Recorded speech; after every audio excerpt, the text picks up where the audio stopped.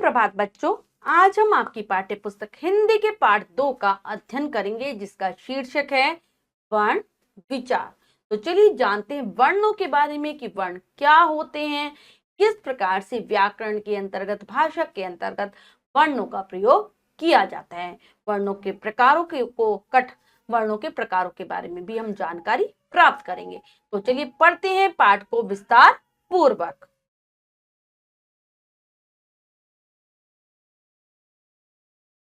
पाठ दो वर्ण विचार। बोलते समय हमारे मुंह से ध्वनियां निकलती हैं। जब भी हम कोई बात बोलते हैं, कुछ कहते हैं, तो हमारे मुख से कुछ ध्वनियां निकलती हैं, कुछ आवाजें निकलती हैं। जैसे अगर हम भारत बोले तो हमारे मुख से क्या क्या ध्वनियां निकलेंगी? भ जमा अ जमा र जमा अ जमा त जमा आ, और मिलाकर बन जाएगा भारत। ऐसे ही माता अगर हम बोले म जमा अ जमा त जमा आ, माता। तालाब है तालाब, त जमा अ जमा ल जमा अ जमा ब जमा अ, तालाब। मेला, म जमा ए जमा ला जमा अ, मेला। तो हमने देखा कि किस प्रकार से हम जब शब्द शब्द बोलते हैं तो शब्दों में बहुत सारी ध्वनियों का प्रयोग होता है। जैसे भारत में कितनी ध्वनियां आई? हमने भारत बोला 6 ध्वनियां आई, माता बोला 4 ध्वनियां आई, तालाब बोला फिर से 6 ध्वनियां आई, और मेला बोला तो 4 ध्वनियां आई। इस तरह हम लोग अनेक प्रकार की ध्वनियों को बोलते और सुनते हैं। ध्वनियों को जब लिखा जाता है तो वे अक्षर या वर्ण कहलाती है। तो हमने जो शब्द बोला उसमें विभिन्न प्रकार की ध्वनियां आई। जो अलग अलग ध्वनियां हैं, यानी कि जो आवाजें हैं, उनको जब हम लिखित रूप प्रदान करते हैं तो वो वर्ण या फिर अक्षर कहलाते हैं। ठीक है, अब जो परिभाषा होगी वर्ण की वो होगी वह छोटी से छोटी ध्वनि जिनके टुकड़े न हो सके उसे वर्ण कहते हैं। जो छोटी से छोटी ध्वनि को वर्ण कहा जाता है, जिसके हम टुकड़े नहीं कर सकते, उसको विभाजित नहीं कर सकते। जैसे उदाहरण है गाय। गाय शब्द में 4 ध्वनियां हैं, ग जमा अ जमा य जमा अ बराबर क्या बन गया? बराबर हमारा बन जाएगा क्या? कट। जैसे गाय शब्द है उसमें 4 ध्वनियां हैं, कौन कौन सी? ग जमा अ जमा य जमा अ, और बराबर मिलाया तो इनको बन गया गायें। तो जो ये 4 ध्वनियां बच्चों आई हैं, इनके टुकड़े नहीं हो सकते। तो ये जिनके टुकड़े ना किया जा सके वो है वर्ण। भाषा की सबसे छोटी इकाई होती है वर्ण, इसके हम टुकड़े नहीं कर सकते। अब अगला प्रकरण है हमारा वर्णमाला। प्रत्येक भाषा में अनेक वर्ण होते हैं। भाषा प्रयोग में लाए जाने वाले सभी वर्णों को के निश्चित और क्रमिक समूह को वर्णमाला कहते हैं। जब भी हम किसी भाषा को पढ़ते हैं तो उस भाषा में बहुत सारे वर्ण आते हैं, लेकिन जब हम उनको वर्णों को एक निश्चित क्रमिक समूह प्रदान कर दें, यानी कि उनको क्रमबद्ध तरीके से व्यवस्थित कर दे, एक समूह बना दे उनका, और वो समूह कैसा बना हो? क्रमबद्ध तरीके से बनाया गया, तो इस चीज को हम कहते हैं वर्णमाला। वर्णमाला क्या करती है? वर्णों को एक क्रमबद्ध और व्यवस्थित समूह प्रदान करती है। तो हमारे जो वर्णों की वर्ण है वो ये हैं। ठीक है, वर्णमाला में किस प्रकार से व्यवस्थित है, एक बार इन वर्णों को पढ़ लेते हैं। कौन कौन से वर्णों का प्रयोग हम वर्णमाला में करते हैं? तो सबसे पहले आता है किस क्या? अ, फिर आ, ई, उ, फिर री, ए, आई, ओ, औ, अंग और अहा। फिर आता है क, नेक्स्ट ख, ग, घ और अंगा। ठीक है, नेक्स्ट है हमारी जो आगे की है वर्णमाला, वो पढ़ते हैं च, छ, ज, झ, ञ, ट, ठ, ड, ढ और ण, त, थ, द, ध और न। नेक्स्ट है प, फ, ब, भ और म, य, र, ल और व, च, च, और हा। इसके अलावा दो हमारे अतिरिक्त वर्ण आते हैं हमारी वर्णमाला में, जिनको कहा जाता है ण और ण। ये थी हमारी वर्णमाला जिसको हमने उच्चारण के साथ पढ़ा है। अब आते हैं वर्णों के कट।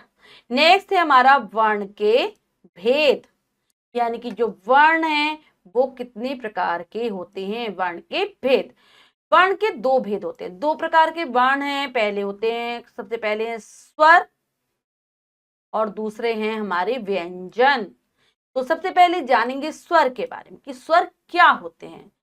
इन ध्वनियों का उच्चारण करते समय किसी अन्य वर्ण की सहायता नहीं ली जाती। हिंदी भाषा में स्वरों की संख्या 11 है। जब भी इन वर्णों का हम उच्चारण करेंगे, इन ध्वनियों को बोलेंगे, तो हमें किसी अन्य वर्ण की सहायता नहीं लेनी पड़ती। ये स्वतंत्र होते हैं। इनको जब हम उच्चारण करते हैं तो जो हमारे मुख से प्राण वायु निकलती है उसके रास्ते में कोई रुकावट नहीं आती। और हिंदी भाषा में इनकी संख्या कितनी है? 11 है। तो चलिए पढ़ते हैं कौन कौन से वर्ण स्वरों के अंतर्गत आते हैं।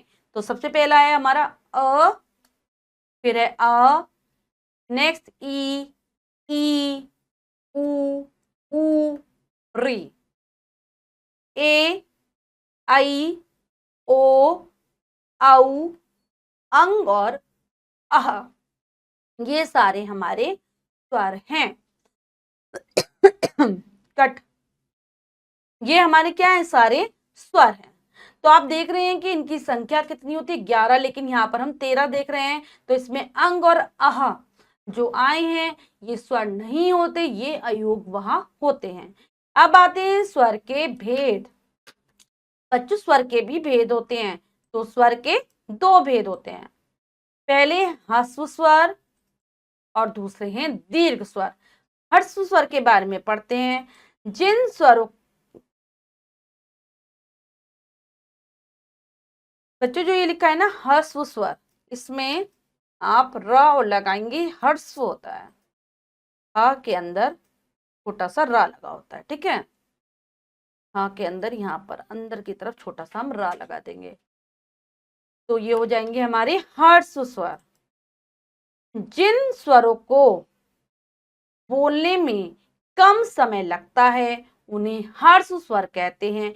इनकी संख्या 4 है। कौन कौन सी संख्या, कौन कौन से हैं? अ, ई, उ और री। नेक्स्ट होते हैं हमारे दीर्घ स्वर। इन स्वरों को बोलने के लिए ह्रस्व स्वर से लगभग 2 गुना समय लगता है, दुगना। जितनी देर में ह्रस्व स्वर को बोला जाएगा उससे दुगनी टाइम में दीर्घ स्वर को बोला जाएगा। इनकी संख्या 7 है। अ, ई, उ, ए, ऐ, ओ और औ। ये हैं हमारे दीर्घ स्वर। हमने स्वर के बारे में जान लिया बच्चों। अब पढ़ते हैं व्यंजन के बारे में। व्यंजन वर्ण कौन से होते हैं? जो वर्ण स्वरों की सहायता से बोले जाते हैं उन्हें व्यंजन कहते हैं। इनके अतिरिक्त भी कुछ वर्ण हैं। तो बच्चों जो वर्ण बोलने के लिए हमें स्वरों की सहायता लेनी, वो व्यंजन कहलाते हैं। अगर हम व्यंजन को बोलने में स्वर की सहायता नहीं लेते तो व्यंजन अधूरे रहते हैं, ठीक है, उनका हम उच्चारण सही प्रकार से नहीं कर सकते। तो व्यंजन के अलावा भी कुछ वर्ण होते हैं जो हैं, जैसे ण और न, इन्हें उत्कृष्ट या फिर अतिरिक्त वर्ण भी कहा जाता है। अंग को अनुस्वार कहते हैं और ये जो चंद्र बिंदु वाला अ होता है उसको अनुनासिक कहते हैं। अह यानी कि अ के बाद जब दो बिंदु लगे होते हैं उनको विसर्ग कहते हैं। और श, त्र, श्र, और यहाँ पर एक गलत हो रहा है, ज्ञ, ये होते हैं संयुक्त व्यंजन। इसको सही कर लेंगे। यहाँ पर जो श्र है वो दोबारा लिख दिया है, ये नहीं है, इसके बदले क्या आएगा? ज्ञ, जिसको आप ज्ञानी वाला ज्ञ कहते हैं, ठीक है। अब पढ़ते हैं, अब व्यंजन वर्णों का एक बार उच्चारण कर लेते हैं। क, ख, ग, घ और अंगा। नेक्स्ट है च, छ, ज, झ, या, ट, थ, ड, ढ, ण, त, थ, द। नेक्स्ट है ध, न, प, फ, ब और भ। म, य, र, ल, व और श, च, स और ह। ये है हमारे व्यंजन। अब आता है हमारा अगला जो कट। अब हम आगे पढ़ने जा रहे हैं व्यंजन के भेद, कि व्यंजन कितने प्रकार के होते हैं। क से लेकर ह तक 33 व्यंजनों के निम्नलिखित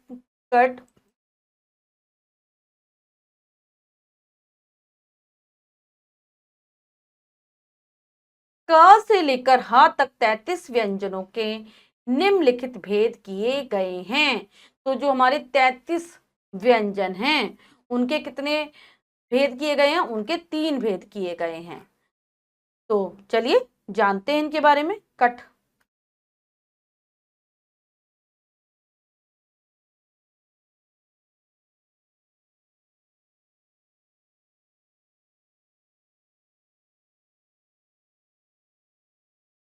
तो बच्चों, का से लेकर हा तक 33 व्यंजन है हमारे, उनके 3 भेद किए गए हैं। कौन कौन से 3 भेद हैं? पहले है स्पर्श व्यंजन, दूसरे हैं अंतस्थ व्यंजन और तीसरे हैं ऊष्म व्यंजन। ये 3 भेद किए गए हैं। तो सबसे पहले पढ़ेंगे स्पर्श व्यंजन के बारे में। इन व्यंजनों का उच्चारण करते समय वायु मुंह के विभिन्न भागों जैसे मूर्धा, होठ, दांत आदि से रगड़ती हुई बाहर निकलती है, इसलिए इन्हें स्पर्श व्यंजन कहते हैं। इनकी संख्या 25 है।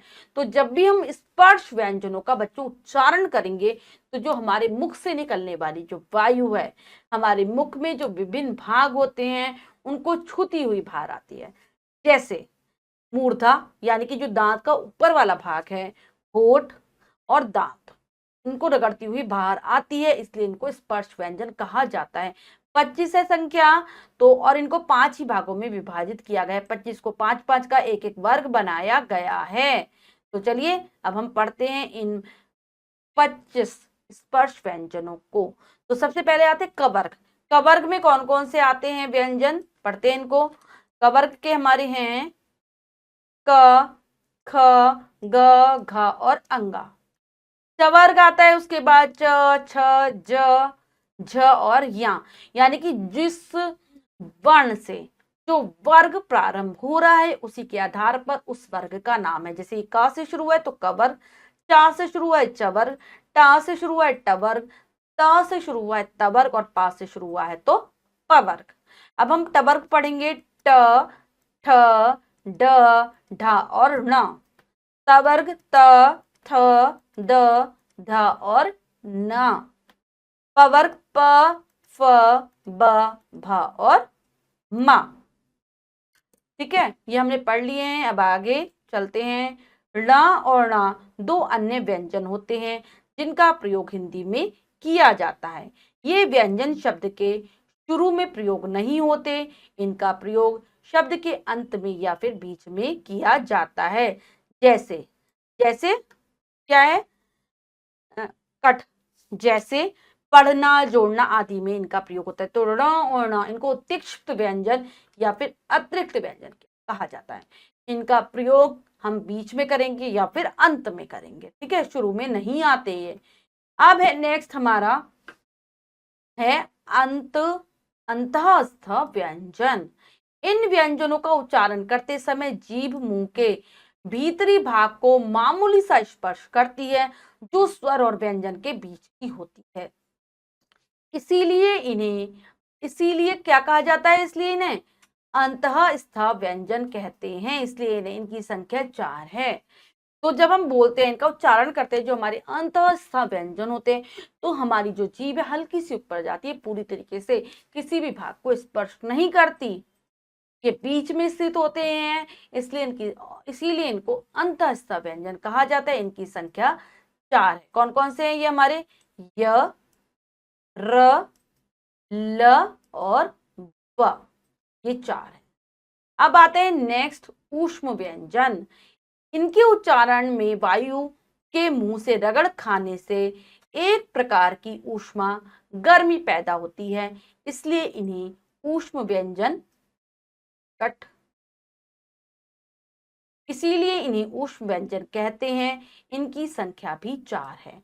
तो जब हम मुख से इनका उच्चारण करेंगे तो जो वायु है मुंह में रगड़ खाती हुई बाहर निकलती है, जिसके कारण क्या होता है, ऊष्मा, गर्मी पैदा होती है, इसलिए इनका नाम ऊष्म व्यंजन है। ये भी संख्या में 4 है। कौन कौन से? च, च, स और ह, 4 है संख्या में। अब आता है अयोग वह। कट। नेक्स्ट है हमारा अयोग वह। हिंदी वर्णमाला में स्वरों और व्यंजनों के अतिरिक्त 2 अन्य वर्ण भी हैं, अंग और आह। ये दोनों स्वरों के बाद लिखे जाते हैं, परंतु ये ना तो स्वरों की गणना में आते हैं और न ही व्यंजनों की गणना में। किसी के भी साथ स्थान न पाने के कारण इन्हें कहा जाता है क्या? इन्हें कहा जाता है अयोगवह।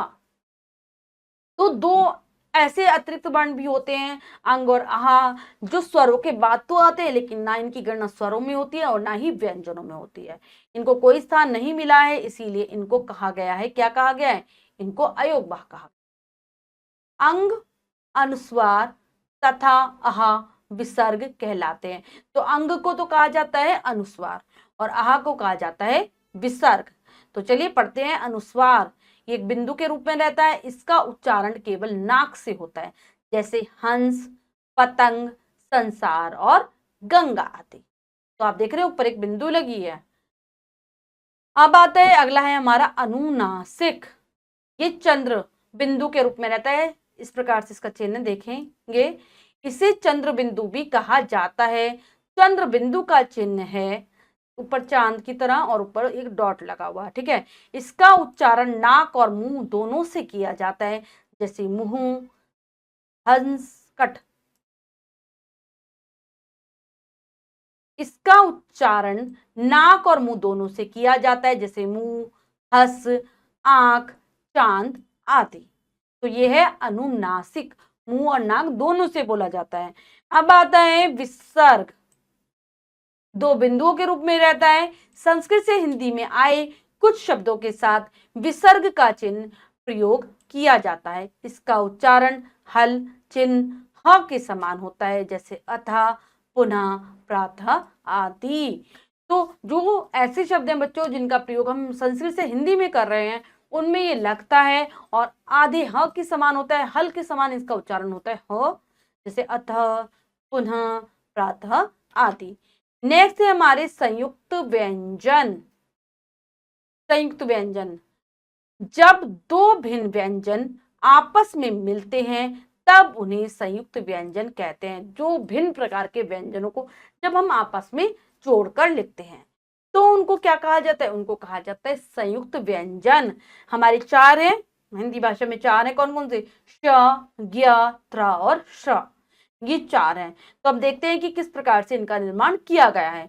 तो जो हमारा श बना है, क जम श, का में श मिलाया है हमने षटकोण वाला। तो और इससे बनने वाले जो शब्द हैं वो है कक्षा, क्षमा। ज्ञा, ज और या को मिलाकर बना है ज्ञानी, यज्ञ, इससे बनने वाले शब्द हैं। त्र, त जम र, त्रिशूल और त्रिकोण, इससे बनने वाले शब्द हो गए। और आता है श्र, श जम र, श्रम, श्रमिक, इससे बनने वाले शब्द हैं। तो हमने देखा संयुक्त व्यंजन किस प्रकार से बनते हैं। नेक्स्ट है द्वित्व व्यंजन। द्वित्व व्यंजन के बारे में जानते हैं। जब एक व्यंजन की ध्वनि अपने जैसी ही अन्य ध्वनि से संयुक्त होती है तो द्वित्व ध्वनि की रचना होती है। यानी कि जब 2 एक जैसे व्यंजन आपस में जुड़ जाते हैं तो वो द्वित्व व्यंजन का निर्माण करते हैं। जैसे क जम क, तो इससे बनने वाले शब्द हैं क्या क्या? चक्कर और लक्कड़। टा जम टा, तो ये बन गया टट, टट्टू और पट्टा। चा में चा जोड़ा तो चच, और बनने वाले शब्द हैं कच्चा, सच्चा। सा में सा जोड़ा तो सस, रस्सी और अस्सी, इससे बनने वाले शब्द हो गए। अब आता है नेक्स्ट हमारा प्रकरण, वो है मात्राएं। क्या है? मात्राएं। स्वरों का प्रयोग अधिकतर मात्रा के रूप में होता है। प्रत्येक स्वर की एक निश्चित मात्रा होती है। तो जब भी हम स्वरों का प्रयोग व्यंजनों के साथ करते हैं तो वो ज्यादातर मात्रा के रूप में प्रयोग होते हैं। स्वर ही अपना रूप बदलकर मात्रा के रूप में परिवर्तित हो जाता है। जैसे म, मोर, जैसे एक शब्द है हमारा मोर, तो ये म जमा ओ जमा र जमा आ, मां पर ओ की मात्रा लगी और हमारा शब्द बना मोर। ऐसे ही तोता, ता जमा ओ जमा ता जमा आ, तोता, ओ की मात्रा लगी है। तो उपयुक्त शब्द में रंगीन चिन्ह जुड़ा हुआ है, उसे ही मात्रा कहते हैं। तो जो हमने ओ को जोड़ा और अब वो किसके रूप में जुड़ा, रंगीन दिख रहा है हमें, केवल उसकी मात्रा आएगी, आगे का जो वर्ण है वो गायब हो जाएगा, तो यही मात्रा कहलाती है। नीचे तालिका में स्वरों के चिन्ह, मात्रा व एवं उनसे बने शब्दों को ध्यान पूर्वक देखकर समझिए। तो अब तालिका के माध्यम से बताया है कि स्वर और कौन से स्वर है, उसकी कौन सी मात्रा और कैसे उनसे शब्दों की रचना होगी। तो चलिए पढ़ते हैं, इसको जानते हैं। सबसे पहला जो हमारा स्वर है वो है अ। इसकी कोई बच्चों मात्रा नहीं होती, ठीक है, लेकिन फिर भी जितने भी व्यंजन है उसमें अ जुड़ा रहता है।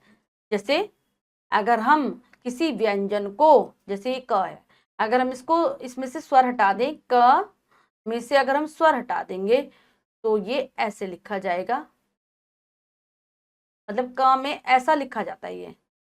और जब इसमें हम आ जोड़ देते हैं बच्चों, आ जोड़ते हैं तो ये ऐसा हो जाता है।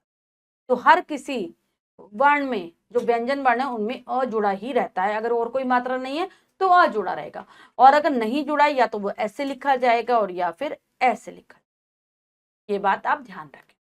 अब आता है हमारा अगला स्वर है आ। उसकी मात्रा ऐसी होती है, खड़े डंडे के रूप में, खड़ी पाई के रूप में हम कह सकते हैं। जाल, इससे बनने वाले शब्द हैं जाल, घड़ा और हरा। जा पर आ की मात्रा लगी है, ठीक है, ये ध्यान रखेंगे। घड़ा में ड़ पे लगी है और हरा में र पे लगी है। ई, इस प्रकार से ई की मात्रा होती है टिन, पिन, ठेल। ई, इस प्रकार से मात्रा होगी पीली, कील, नील। ऊ, पैर में लगती है ये हमेशा ऊ की मात्रा, जैसे फुल, कुल और गुण। ऊ, ये भी पैरों में लगती है, ठीक, छोटे ऊ से अपोजिट लगती है, ठीक है। पूजा, फूल और भूल, इससे बनने वाले हमारे शब्द हैं। री, री की मात्रा इस प्रकार से होती है बच्चों, नीचे ही लगती है, ये भी पैरों में ही लगते हैं। कृपा, गृही और मृदा, इससे बनने वाले शब्द हैं हमारे। ए की मात्रा ऊपर लगेगी, ऐसे लगेगी, इस प्रकार से देखेंगे ध्यान से, पेड़, केले, तेल। आई की मात्रा दो होती है, हमेशा दो लगती हैं, जैसे मैला, थैला, पैसा, हमेशा ऊपर की तरफ लगते हैं। ओ की मात्रा भी ऊपर की लगेगी और ऐसे लगेगी, एक डंडा और उसके ऊपर मात्रा, चोर, भोर, चोर। आओ की मात्रा ये भी होती है, एक डंडे के ऊपर दो मात्राएं लगती हैं, औरत, औजार, गौर, इससे बनने वाले शब्द हैं। इसके अलावा हमारा एक वर्ण होता है र। इनके अतिरिक्त र व्यंजन का प्रयोग इन चिन्हों के रूप में भी किया जाता है। जो हमारा र वर्ण है वो विभिन्न रूपों में प्रयोग होता है। जैसे कहीं कहीं पर ये ऐसे लगता है, नीचे पदेन, पदेन कहा जाता है, जो नीचे ऐसी रेखा के रूप में लगता है, छोटी सी रेखा के रूप में। जब ये ऊपर इस रूप में लगता है तो इसको रैफ कहा जाता है, और एक ये इस रूप में भी लगता है। गोल वाले जो हमारे वर्ण होते हैं उनमें ये इस रूप में लगता है। तो चलिए पढ़ते हैं इसके बारे में। जैसे प्रेम, प्रेम में र नीचे लगा है पाके, ये दिख रहा है आपको, तो ये हो गया हमारा पदेन। पर्वत में र ऊपर लगा है वाके, तो ये है रेफ। और तीसरा है ट्रक में टा के नीचे लगा है, ठीक है, ये इस रूप में लगता है, जबकि गोल वाले वर्ण आते हैं। र व्यंजन के साथ ऊ तथा ऊ की मात्रा लिखते समय इनका रूप इस प्रकार से परिवर्तित हो जाता है। जैसे र में जो ऊ की मात्रा है कभी भी पैरों में नहीं लगती, नीचे नहीं लगती, तो र में कैसे लगती है ऊ की मात्रा, अगर हम र जमा ऊ यानी कि छोटा ऊ जोड़ते हैं तो रुपया, आप देख रहे हैं र पे किस तरीके से लगेगी। और र जमा ऊ रुचि, रा जमा ऊ, अब ये बड़ा वाला ऊ है तो रूठना, रा जमा ऊ जमा बना इनसे रुमाल, ठीक है। तो यहाँ पर हम देख रहे हैं अगर छोटा ऊ है, अगर छोटा ऊ है तो किस प्रकार से लगती है, हम रा में केवल ऐसे कर देते हैं, और बड़ा ऊ होता है तो हम रा में ऐसे लगा।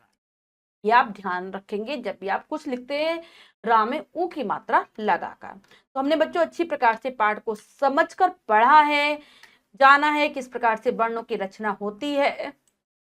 अब हम एक बार फिर से दोहरा लेते हैं। यह छोटी से छोटी कट, यहाँ पर यह की जगह वह आएगा, वह छोटी से छोटी ध्वनि जिसके टुकड़े न हो सके उसे वर्ण कहते हैं। ऐसी छोटी से छोटी ध्वनि को वर्ण कहा जाता है जिसके हम टुकड़े नहीं कर सकते। वर्णों के समूह को वर्णमाला कहते हैं। जब हम वर्णों को एक क्रमबद्ध व्यवस्थित रूप प्रदान कर देते हैं तो वो बन जाता है वर्णमाला। वर्ण दो प्रकार के होते हैं, कौन कौन से, स्वर और व्यंजन। सभी के बारे में हमने विस्तार पूर्वक पढ़ लिया है। अब हम पाठ का अभ्यास कार्य करने जा रहे हैं, क्या पढ़ा क्या सीखा के अंतर्गत। पहला प्रश्न पढ़ते हैं, निम्नलिखित प्रश्नों के उत्तर लिखो। तो बच्चों यहाँ पर कुछ प्रश्न दिए गए जिनके उत्तर आप स्वयं देने का प्रयास करेंगे और कार्य अपनी अभ्यास पुस्तिका में कर लेंगे। एक बार प्रश्न पढ़ देती हूँ। वर्ण किसे कहते हैं, इसमें आप वर्ण की परिभाषा लिख देंगे। हिंदी वर्णमाला में वर्ण कितने प्रकार के होते हैं, तो वर्ण के भेद आ जाएंगे, 2 प्रकार के वर्ण हैं, उनके नाम आ जाएंगे। अयोग वाहक किसे कहते हैं, तो बताया गया है। अयोग वाहक के बारे में वो लिख देंगे कि अयोग वाहक क्या होते हैं। संयुक्त व्यंजन किसे कहते हैं, उदाहरण सहित स्पष्ट करो। संयुक्त व्यंजन के बारे में बताएंगे और उनकी संख्या भी बता देंगे। व्यंजन किसे कहते हैं, ये कितने प्रकार के होते हैं, तो व्यंजन के बारे में बताएंगे। व्यंजन किसे कहा जाता है और उसके प्रकार, जितने भी उनके प्रकार हैं। अगला हमारा प्रश्न है, निम्नलिखित वर्णों को उदाहरण के अनुसार जोड़कर लिखो। कट कट अगला प्रश्न है हमारा, निम्नलिखित वर्णों को उदाहरण के अनुसार जोड़कर लिखो। तो यहाँ पर वर्ण दिए गए उनको हमें मिलाकर शब्द की रचना करनी है, करते हैं। तो तोता इन्होंने बनाया हुआ है, त जमा ओ जमा त जमा आ, तोता। अगला है हमारा, अगला वर्ण है क्या है, रा जमा ओ जमा ट जमा ई, बन जाएगा रोटी। मा जमा अ जमा ल जमा अ, माला। घ जमा ओ जमा ड़ जमा आ, घोड़ा।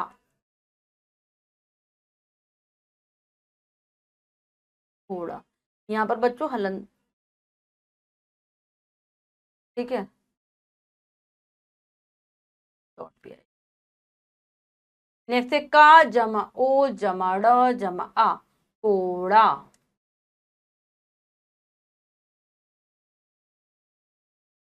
कोड़ा। क जमा अ जमा ल जमा आ, काला।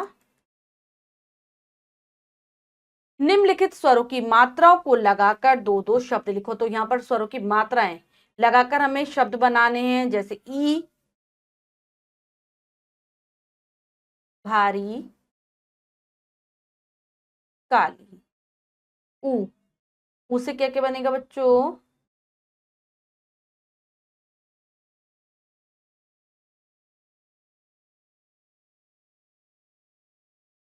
कट। अगला है हमारा ऊ, उसे कुली, सुइया। आई, अगला है हमारा आई, नैन, चैन। औ, पौधा। और औ से और क्या बन जाएगा, कोआ।